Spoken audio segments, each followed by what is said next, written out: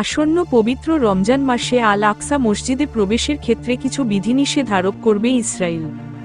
আরব সংবাদমাধ্যমের এক খবরে বলা হয়েছে, রমজান মাসে আল আকসা মসজিদে ফিলিস্তিনিদের প্রবেশে নতুন করে বিধিনিষেধ আরোপের সিদ্ধান্ত নিয়েছে ইহুদিবাদী সরকার। ইসরায়েলি গণমাধ্যমের বরাত দিয়ে প্রতিবেদনে বলা হয়, রমজান মাসে শুধু 55 বছরের বেশি বয়সী পুরুষ, 50 বছরের বেশি বয়সী নারী এবং 12 বছর বা তার কম বয়সী শিশুরা আল আকসা মসজিদে প্রবেশ করতে পারবে।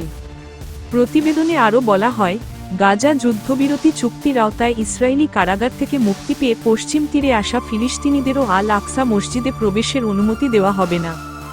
যারা আল আকসা মসজিদে আসতে চায় তাদের আসার আগে ইসরায়েলি কর্তৃপক্ষের কাছে আবেদন করতে হবে। শুক্রবারের জুমার নামাজের জন্য মাত্র 10,000 মানুষকে মসজিদ প্রাঙ্গণে প্রবেশের অনুমতি দেওয়া হবে। মুসলিমদের তৃতীয় বৃহত্তম পবিত্র স্থান জেরুজালেম ও আল আকসা মসজিদ। অন্যদিকে আল আকসা এলাকাকে টেম্পল মাউন্ট বলে মনে করেন ইহুদিরা।